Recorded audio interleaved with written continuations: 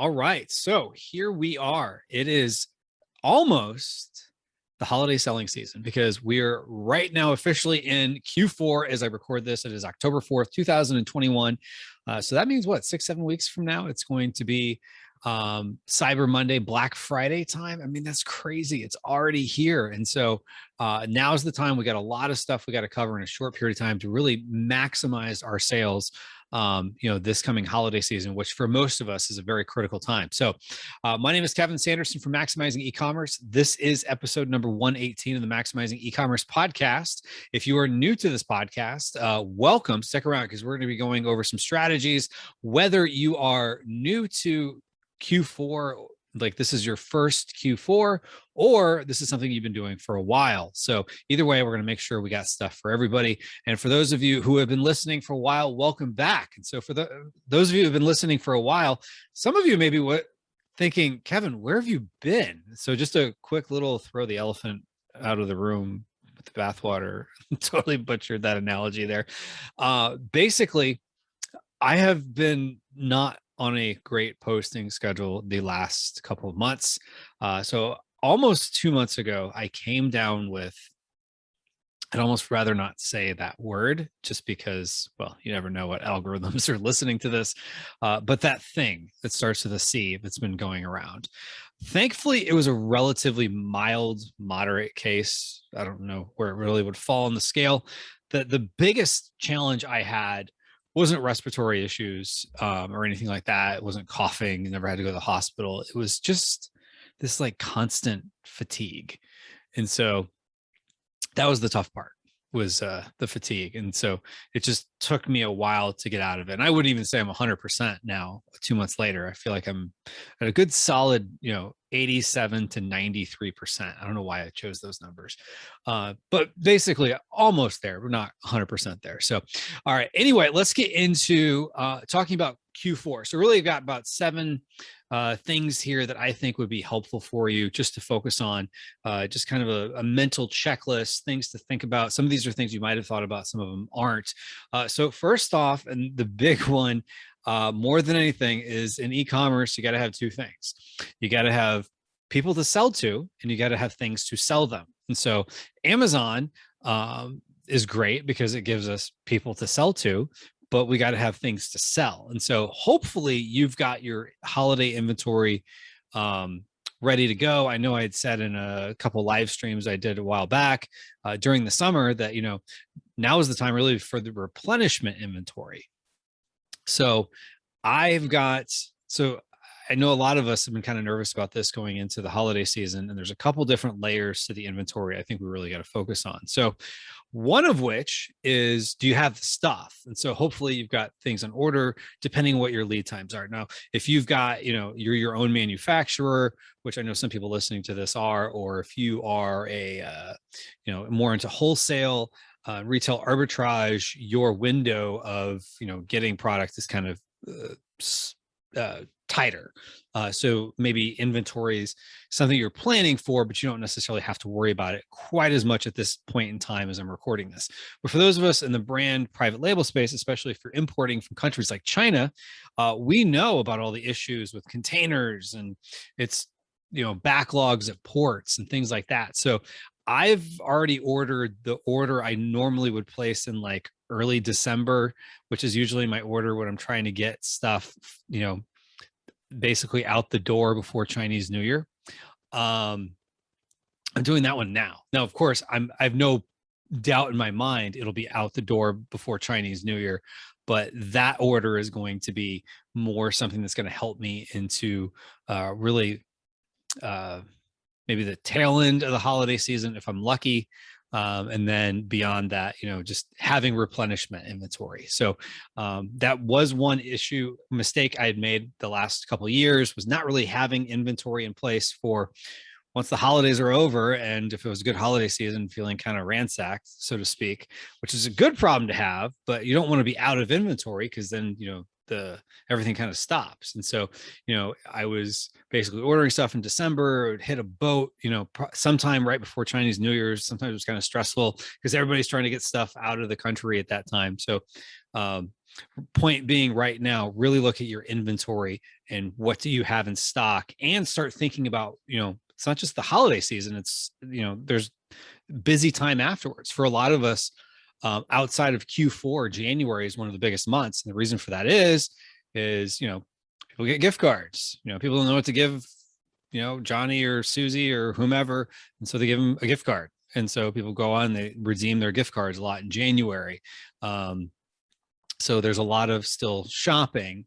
And so January compared to February through September, October is generally going to be one of the busier months of the year. So you got to be prepared for January. You don't want to lose out on some of the January numbers too. Now, a couple things to note is with inventory, November 15th, there was something that just came out recently on Amazon, and take this with a little bit of a grain of salt in my experience. And so if I didn't say this before, this will be my 7th holiday season on Amazon. 6 as a brand owner. And then the first time was, I was still kind of retail arbitrage dabbling. I had like a little bit of stuff in the warehouse and made a few sales. The big thing back then was like, you had to have a certain criteria to be able to sell in toys and games, which I wasn't. So I didn't have to worry about it, but I remember they were constantly sending out emails and communications, and every year there's always been something. And so one of the things they do send out every year just about is deadlines to have stock in the warehouse for Cyber Monday, Black Friday, and then also for Christmas. And so what they're saying is November 15th, have everything in the warehouse for Black Friday, Cyber Monday, which is actually a tighter time period, because sometimes I feel like it was, and don't quote me, I probably should have looked this up, but I remember some years it was like, November 3rd, you need to have it into the warehouse if you want to be ready for Black Friday, Cyber Monday. But now they're saying the 15th. So that gives them about a week and a half to really kind of turn it around and be ready for, Black Friday, Cyber Monday. Well, almost 2 weeks. But still, either way, it's something to think about is when you get stuff in, and then Christmas, have things in by December 11th. Now, I've come to learn, just keep sending stuff in. And so this is going to be an interesting year. Last year was an interesting year because a lot of us had ASIN level restrictions. So you can only send X number of units, and there's multiple algorithms doing it. So last year, I remember one particular product, let's say it was like the end of November, early December, on one screen, they're recommending I send in, like, let's say 500 units. And then on the next screen, they tell me I'm 400 units over. So that's a 900 unit swing. So the two different algorithms were kind of arguing with each other.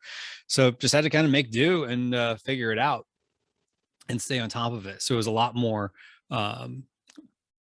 replenishing kind of one by one, rather than like having a, what's the word I'm looking for?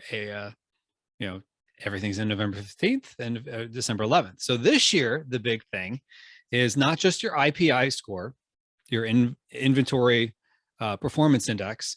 It's also this restock quantity. And so that's one of the ones I think we really got to start focusing on. So this may sound counterintuitive, but I would do either removal orders, and be very careful about the removal orders, because sometimes there are some stipulations, which you can do a little more research on, where they won't allow you to resend stuff. So especially if there's a promotion, do not do the free promotion, because you'll miss the boat and won't be able to, if you do a removal order now, you won't be able to send stuff in for several months. And so you will have missed the holiday season. And then there are a few other stipulations, like I believe it's if you have inventory in the warehouse that's over 365 days old, and you do a removal order, not a multi-channel fulfillment order, but a removal order, they won't allow you to send it back. So just be very cautious doing removal orders, because I've seen it in forums every year. People freak out because they did a removal order in like September, October. Then Amazon says you can't send stuff back in for 4 months for whatever reason. And I don't know all the reasons. I will just say, just do your research on those, some of those stipulations, on what's going on with your situation of why you do it. Sometimes they just do, a handful of multi-channel fulfillment orders and just send them back to myself or to a warehouse or something like that, just to clear up a little space. Because what seems to be the big thing with the restock quantity limits is a variety of factors, and it's not quite as transparent as inventory performance index, but even that one, I'm still not 100% sure on where all the, how they come to the calculations for all the components of the score, but they at least kind of show you a graph of the things they're looking at. You just don't always know how they came up with that math. It's hard to kind of reverse engineer that.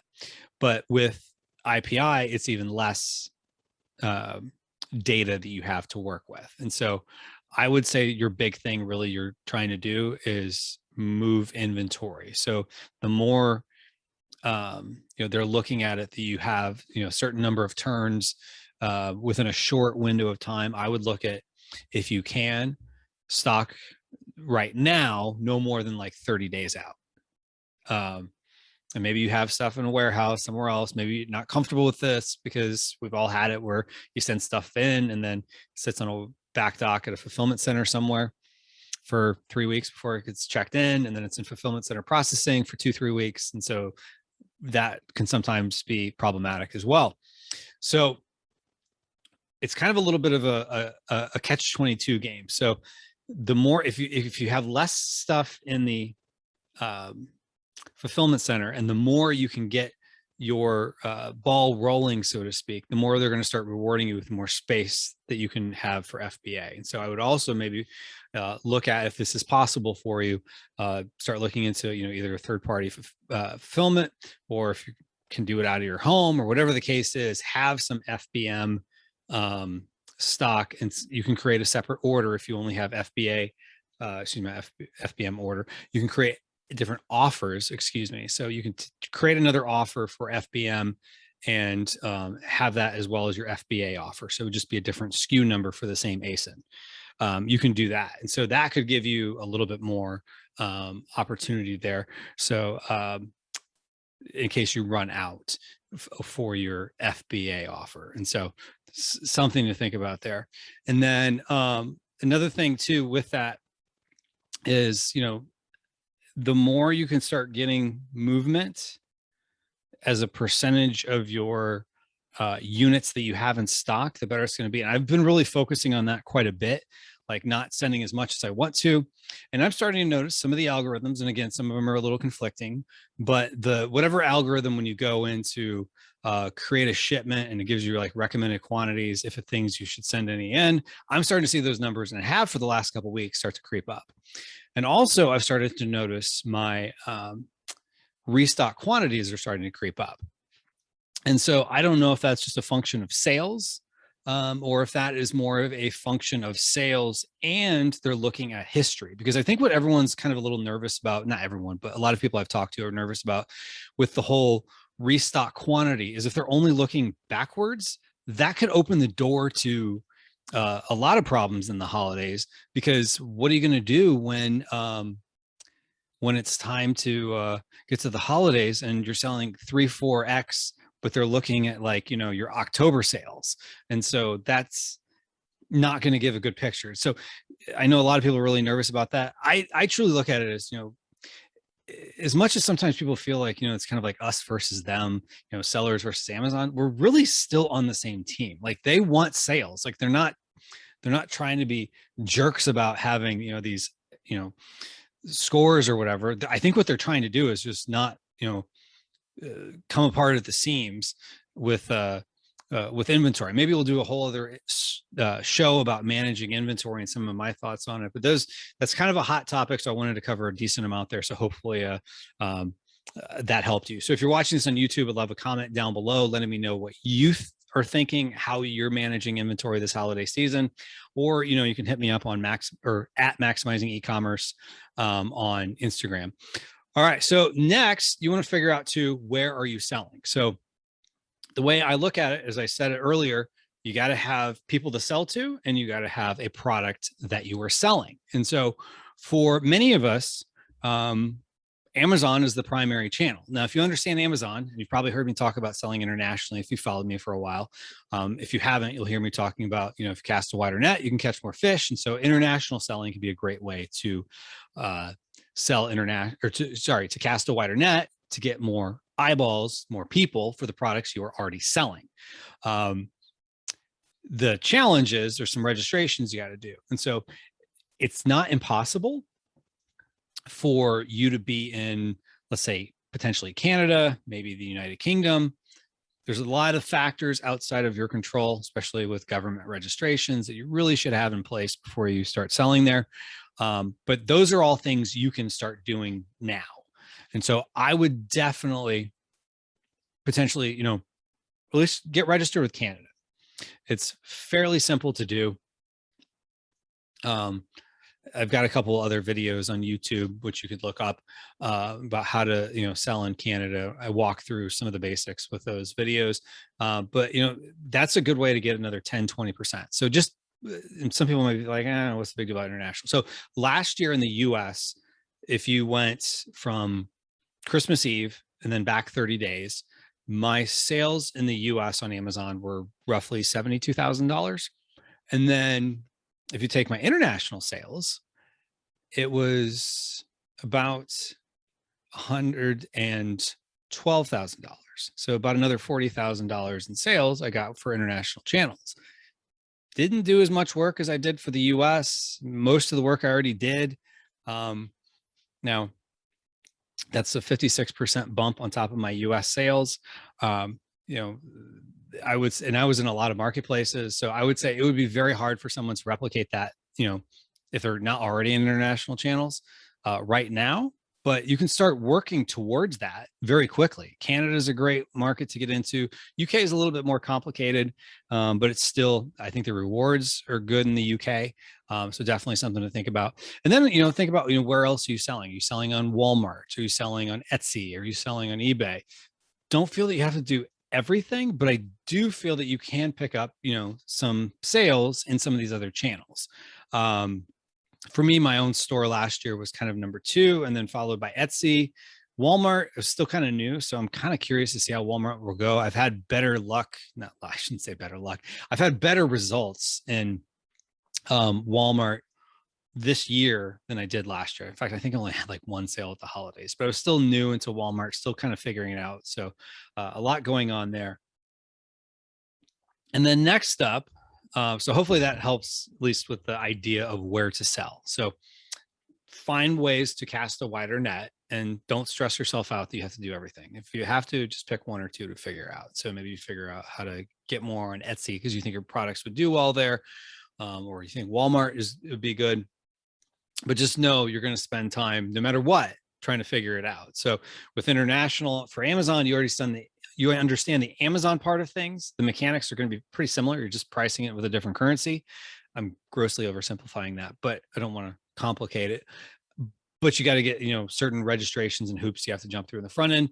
With some of the other marketplaces, you're learning a whole new marketplace, and may or may not be as good as your sales on Amazon in Canada or the UK, but maybe you can get up faster because you're not worrying about government registration. So just different things to think about. All right. And then if you are thinking about international, depending on what time you're listening to this, feel free, email me, Kevin@maximizingecommerce.com. If you have any questions or need potential help, I do have some services that might help you. Shameless plug there, but at least going to throw it out there that that's a possibility. All right. So then next up, cash flow.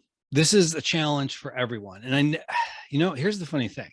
Like, for the longest time, I would hear people talk about cash flow. I'm like, yeah, cash flow is great. But, there's two different concepts in a business. There's profit and there's cash flow.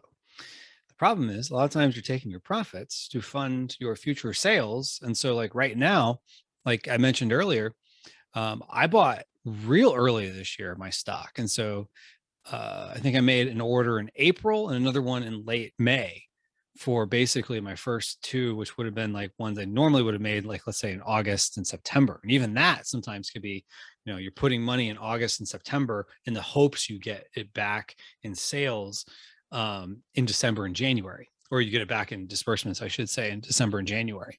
Of course, I went even earlier this year just to make sure I had the stock. And so, cash flow can be a crunch. And so, there's a variety of solutions you could do. Some of it is, get creative, look at Amazon lending potentially. Just be very careful with anything that's a financial product. But look into your options. Really at the end of the day, the whole point of having a business is to not run out of cash. If you run out of cash, you're kind of dead in the water. And if you have a disbursement coming in 3 days, and as long as you're not in the negative, you're probably going to be okay. But it's when you have challenges, you got to have something to kind of float you through for, a little bit of time. So definitely look into your options. One thing to take a look at, payability, for example. Now, in full disclosure, they were a sponsor of a couple of events that I've had, but they have a couple of different options. You may have heard of them. They're kind of known for their daily payouts. That may or may not help you. I think more so that's probably more beneficial for people who are in online arbitrage or retail arbitrage.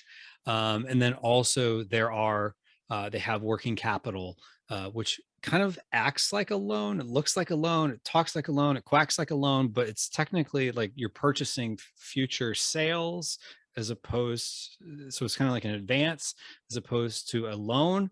They're very careful with the language to call it that. So it's not technically debt. So it wouldn't be debt on your balance sheet, so to speak, but that could be an option for you. And, they plug into your Seller Central and take a look at what you've got going on there. And so I've not personally used them, but, they are a trusted name. And, I've known quite a few people within the company, and they've shown themselves to be trustworthy. So I'm very careful about recommending anything financial. I don't even necessarily want to use the term recommend. I'm just saying that's an option.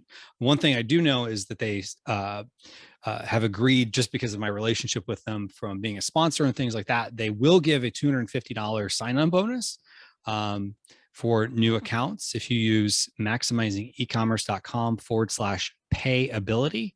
And that's just like it sounds, the word pay, P-A-Y, and then ability, A-B-I-L-I-T-Y. So if you go to maximizingecommerce.com/payability, you can sign up and you would get a sign-on bonus, potentially, whatever terms are involved there. But that's definitely something to take a look at. And so sometimes it's just good to know what are your options, just in case you need them. You might not use your options, but at least it's good to know what are your options and what are they going to cost you. So again, it's better to, make sure you're in a position not to run out of cash, because the worst time sometimes to be shopping is when you're scared money, when things aren't going well. And I can say that from personal experience. I probably made some bad decisions when I was in a less strong position. And so right now it's October, and it can get kind of scary for a lot of us as we're going into, October, late October, November. Sales do tend to creep up, compared to earlier months, but they're not quite what you've been banking on for the holiday season. And so the holiday season isn't quite there yet. So it can get a little dicey for a lot of us. So just, keep an eye on your cash flow, make sure you got a good plan, and try not to just, wing things. So look into your options, all the different options that are out there. So definitely things to keep in mind. Or, ideally, if you have enough cash and you just sustain it on your own, then, that's good too. But just know what your options are out there. And I would just have kind of a backup plan, even if it's not a backup plan, but just kind of in your mind, here's some potential options I have in case, something comes up and I need to get more cash to keep the bus moving, because you just got to get to the starting line of the holiday season. And then for most of us, things tend to go really well from there. All right, next up is PPC. So paid ads. So really start looking at your paid ads. Make sure that you're set up. It can be really interesting at the holiday season. I mean, for me, I spend a ton more around the holidays than I do at other parts of the year. So just things to keep in mind is that you've got, sometimes you might have some different keywords. And so if you have giftable items, few tips I've learned along the way, you might want to start looking at things like gifts under 10, like 10, TEN, under 20, under 25, under 50. Even if you're selling a product that's $30, sometimes people might look up gifts under 20. You might show up somewhere, whether it's, in search results page or, on the listing, sponsored products similar to this one type of thing. If you can show up, some of those keywords, that's good too. And then another thing you could do, and just be very cautious about this because this one can run away from you quickly. The word for. You can do a little keyword mining for that now. Just take whatever your product is. So if you're selling water bottles for, or water bottle gift for, FOR. And so the reason for that is, for mom, for dad, for uncle, for whatever. So you can start seeing like, what are the keywords people are using to look up some of the more gift related terms, because some of those gift related terms start to show up a lot during the holiday season. And a few others you may want to look into: white elephant, Yankee swap, Secret Santa, those type of, you may be thinking, if you don't know what those are, it's basically like, sometimes people, it happens a lot in offices or sometimes in like, groups and associations that people are a part of, is that let's say you have a, an office, and, Secret Santa or Yankee swap, sometimes there's slightly different rules, but basically it's usually people bring a gift and either the giver doesn't know who they're giving it to because, everyone just kind of draws to who gets to pick random gifts, or it's, it's a secret who they draw a random person and they have to get a gift for that person. So sometimes, those type of keywords, which no one's going to look up Yankee swap or some of the other terms I mentioned there during other parts of the year. So those are ones to think about. So just get your PPC in order. If you have history from last year, start to look at what were those search terms that were really successful. What were some of the ones that maybe just ate up your budget, and maybe knock those out for a little bit, because maybe you have certain keywords that do well 10 months out of the year, but they don't around the holidays. And so maybe you pause those, and maybe there's other ones that are the opposite. They only do well around the holidays. But, that gets into my next one, which start creating some history. So what I would do is start looking at reports. And so we all know Amazon has a lot of reports. It seems like you can go back like 60 days, 90 days in some cases to pull these reports. Especially like, things like search term report, I like to have the bulk operations file, whatever other, reports you can pull. I would start pulling, whatever your favorite reports are, pull them, maybe pull more reports than you normally do, just so you have some data to look back at next year when you're trying to plan for the holidays. Now, one thing that really helped me going into this year that I did last year, and I'm really glad I did this, so you may want to think about this, is I had an assistant every day for each marketplace. Basically, I tried to keep this simple, and I'll explain why. I wanted to know what was basically my in-stock rate. And so the simplest way to do it was I just had my assistant go into manage inventory in each marketplace on Amazon. So we had like a spreadsheet, and there's different tabs for each one. And then one column, we've got like, the ASIN or the SKU, and then the title of the product. And then basically each column from there would be like the dates. So let's say from Thanksgiving to Christmas Eve. And each day I had them go in and look and see, are we in stock for that one or not? And so you may be thinking that's kind of a lot of work and it sounds very manual, but it's really just looking to see. I think I had them put I for in stock. So I just knew it was in stock that day. And then I think it was N for no stock, and then P for pending is what I call it. And so if you can picture, if you're looking in manage inventory in Amazon, if you're out of stock, it'll oftentimes say 0. Sometimes it'll say 0, and then there's like a hyperlinked arrow underneath it or next to it. So what that usually means is if you click that little arrow, or either click it or hover over it, you get like a little thing comes up and it'll say like, number in fulfillment center processing or reserved or whatever the case is. And so if you start looking at that and you're like, okay, I've got a bunch in reserve status that might be processing or they're going to customers, whatever. I just consider that to be kind of in stock, but kind of not. And so like if it's in fulfillment center processing, the customer, if it shows 0 available units, but you have that little down arrow and some are in FC processing, the customer might even have a buy box. And so that could also affect sometimes whether or not you're running ads.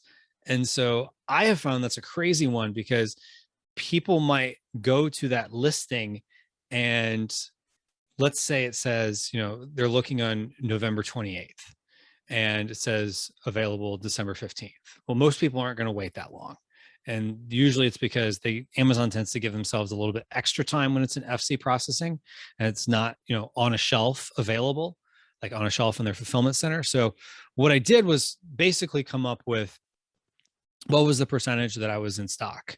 So this is not perfect, but basically let's say I was in stock on a product 90% of the days of the holidays. And if I sold, let's say, 180 units, I divide that by 90%. That means my potential would have been 200 units. And so that helped me forecast a little bit more as opposed to just going back and looking at history, because what I was finding is from previous years, I was going back and looking at history. And I was kind of remembering, I think I was out on that one, but then as my catalog grew, it was too much to remember like which ones I was out on and how long was I out on. So this gave me a little bit more. It wasn't perfect, because not every day is equal. For me, Black Friday, Cyber Monday are pretty good, but like really my best days in the holidays tend to be the weekends in the middle of December for whatever reason. I think a lot of my products tend to be good last minute. I'm not really sure what else to get type of gifts. And so they tend to do well when there's a little bit more urgency of time. And so, if it was November, like a Wednesday in November after Thanksgiving, which I don't know that there will be one this year. But if it was something like that tends to not do as well as, let's say, Saturday. The weekends tend to do really well around the holidays, at least for my history. Yours might be different. But, it's good to have historical things to look at because that's going to help you figure out like, okay, am I on the right track or not when you're looking at next year? And so if things are going to go really well for you this year and things are going to go not very well. And so the more you know, like, okay, why did things not go well, and have data-based story and not just a gut feeling. And I say that because I've gone into a lot of years like, yeah, I'm pretty sure this product is going to do well. I just feel good about it. I know last year, I think I was out in something or other, and sometimes it's hard getting that out of data. And so the more you can create maybe some custom reports or, do like a little recap with yourself, maybe weekly or, whatever makes sense. If you want to keep a little journal, even if it's just a spreadsheet, something to, and you go back next year to look at this year to get your history to figure out like, okay, how much do I need to order? How did things go? Because you kind of need that. And, I sometimes every year think like, oh, this is going to be a year I'm not going to sell much in the holidays. And that's always pretty good. Even if I had, one year went down from one year to the next. It was still by all measures a really good holiday season. And, it's been progressively going up. And so I hope that that's the case again this year, but there's a variety of factors within your control and outside of your control. So as long as you know what those were, so what went well with those within your control, can you replicate that? Or are there changes outside of your control that kind of prevent that? And the things that were outside of your control this year, what can you do that's within your control to better mitigate those challenges so that you don't have the problem? Because the goal is not to be looking back and being able to explain, well, here's my reasons why, like at the end of the day, it doesn't really matter other than the fact of, getting better. And so our point is to always look to improve as business owners. All right. And then next up, the frustrating part sometimes can be you have all this stuff going out. And so your refund rate might be like the best of the year. But oftentimes, depending on how they're calculating in the report you're looking at, it might be you've got a lot of stuff you're selling and it's going out the warehouse, but it hasn't been refunded yet. And so people might buy stuff in, November 29th, and they get it December 5th, December 25th, and they don't want to go return anything, and they don't get around to it till, January 7th. And Amazon usually kind of extends that return window after the holidays. So expect higher returns in the time period, both immediately after the holidays and after the New Year's. And so that just tends to happen. But the good news is January also has a lot of, gift card redemptions, and just people in general are buying a lot of stuff still in January. And so that kind of offsets some of that, but just know that you will have that flip side. Now, my last point I want to bring up is, for a lot of people may already know this, Amazon has a reimbursement policy. And so stuff is going to get lost, broken, damaged, stolen, whatever in the warehouse. Not trying to point fingers, but it just happens. They have a large organization. Most people are going to be very honest, and they've got great systems, but stuff still happens. Whether it's, honest mistakes, stuff got, damaged, or the customer damaged it, or whatever the case is. There are things that you can get reimbursed for if it's, I believe, less than $5,000 in your advertised value. And so there are ways that you can get some of that back. Amazon will sometimes just do it on their own, say, hey, we reimbursed you for X amount. Great. So you just got some money back.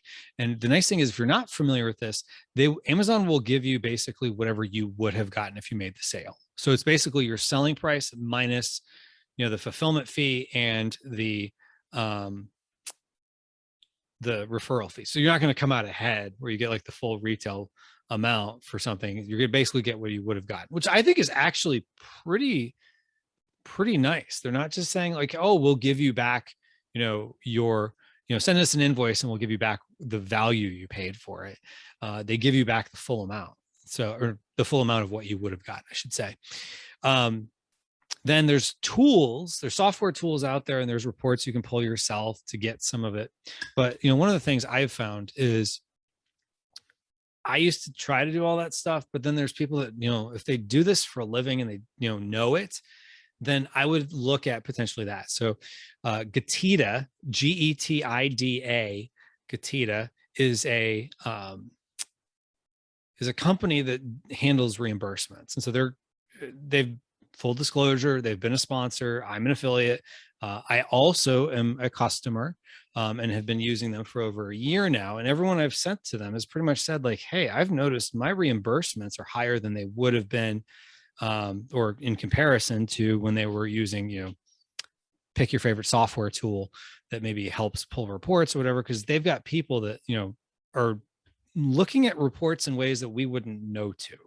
And their founder, Yoni, shout out to Yoni, he was explaining one time, I'm like, I'm not sure which report you're pulling or how you're looking at that, but they're able to. And so the nice thing about their service is you only pay a commission based on what they actually get you back. So you're not paying like, oh, it's $100 a month. And then, if we get X amount, we'll get it done.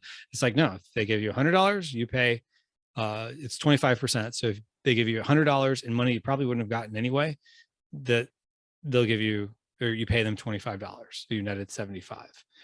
Same thing with some of the, if it's $10,000, then, you only pay for what you use, or, the value that they got back from you. So, so that's something to keep in mind, is that if you don't have a service doing this, I would look into it, whether you use Getida or somebody else. I have had good experience with Getida, and everybody I've sent to them has.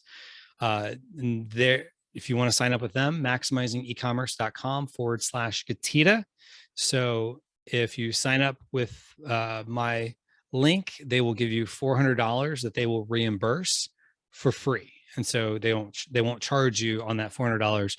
They're 25% service fee. And so that's pretty nice. You can test them out. And the nice thing too is you can connect to them and they'll tell you, they've got a system that'll tell you, what are they looking at basically that they think they can get back from you. And so if they can get it all back that they tell you, then great. You just pay for what they do. If, for whatever reason, Amazon declines them or whatever, because, like anything we're dealing with, Amazon has the final say in a lot of these matters.